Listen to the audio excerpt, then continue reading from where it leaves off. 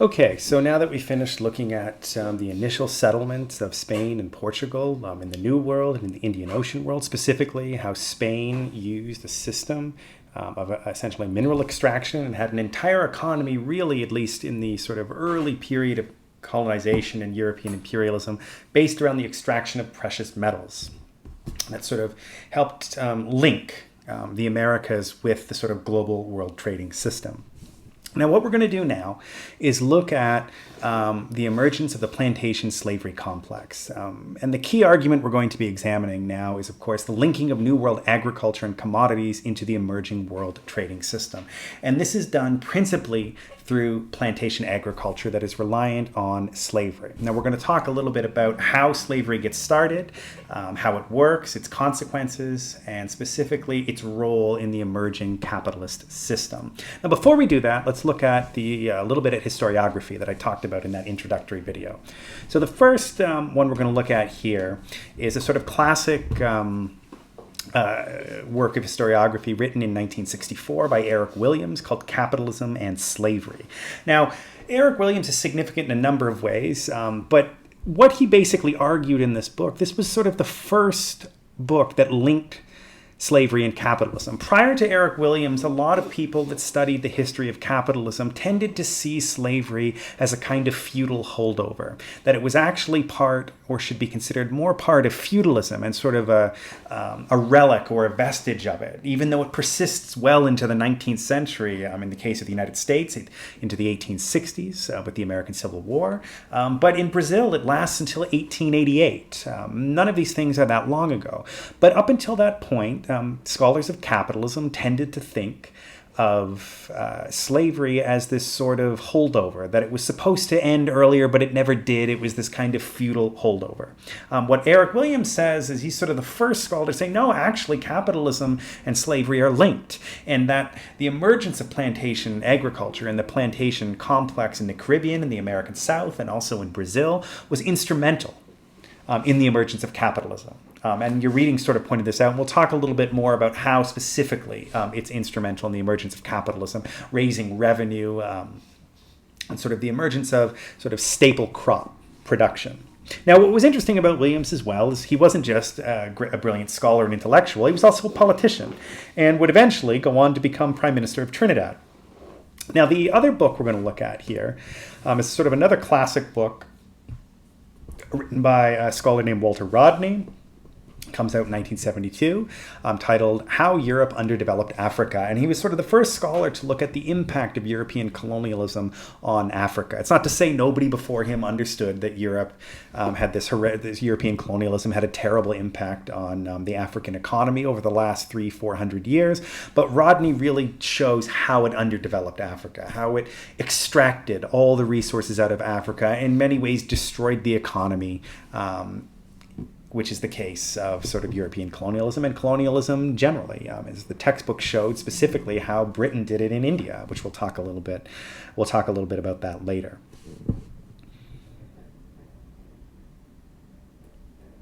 Now, another book, and this is one that is actually a candidate for the book review, is The Half Has Never Been Told, Slavery in the Making of American Capitalism. And of course, this examines the role of slavery, not just in the emergence of capitalism sort of generally, but specifically its role in the development of capitalism as it emerged in the United States. So it's something to think about. It's a really interesting book. It's relatively new. It came out, I believe, in 2014. So one thing to consider. All right, so let's at least look at, in kind of an introductory sense, of this sort of plantation complex and the emergence of New World slavery. And again, the argument we're making here is that it was essential in linking New World agriculture and commodities into the emerging world system, and how it was instrumental in the emergence of capitalism. Now, New World slavery is different than slavery that had existed in sort of the Mediterranean world and the Islamic world, and also in Africa itself.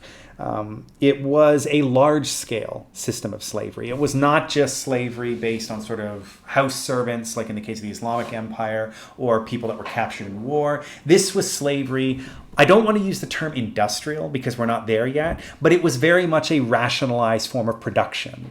It was in the spirit of English commercial agriculture more so than it was in ancient or old world slavery.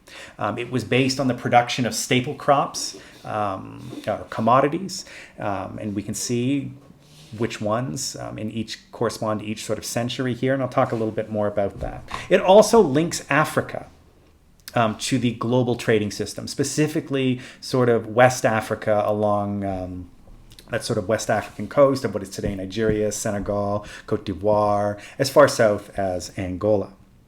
Now, sugar emerged as the most important of these sort of staple commodity crops, followed very quickly by tobacco. Now, these two commodities were in great demand and started flowing back and forth along the Atlantic. Now, beginning in the 17th century, it really starts to take off. And then by the 18th century, it's an incredibly intense system of commodity production. Now, you also get rice and indigo in the 17th century, and this is specifically emerges on the American East Coast, rice specifically in Georgia and South Carolina.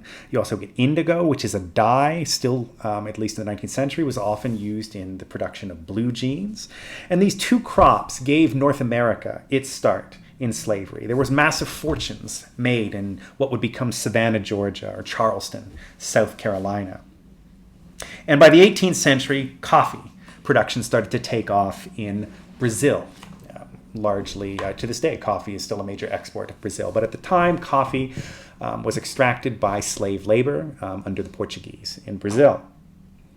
And by the 19th century, specifically by the 1820s, the king of them all was cotton. And cotton, you can sort of, is much more obvious in its connection to the emergence of capitalism, specifically in the textile industry. Now, if you look at the emergence of sort of industrial capitalism in England and also even in the United States, the textiles were sort of the leading industry to actually start to use technological innovation and sort of move away from just hand production into sort of machine production on a vast scale. And all the cotton that was used to spin into textiles in the sort of the great textile mills of Manchester and Liverpool, and also in places like Lowell, Massachusetts, which was not too far from Lynn, Massachusetts, where they made shoes. All that cotton came from the American South. And it is also what would put the American South on a collision course with the rest of the country that would culminate in the Civil War of the 1860s, in which slavery in the United States was eventually eradicated. Now, the path to racial slavery was not necessarily a direct one. It wasn't inevitable that it moved this way. And in fact, there were sort of a lot of false starts and there were a lot of alternatives that existed. But there were specific reasons why you got this turn to racial slavery that was different than slavery that had existed in the old world. Aside from its sort of vast scale and commodity production, slavery in the old world was not race-based. Slavery in the new world was. And we'll talk a little bit more about why that was and specifically what the consequences of that was in the next video.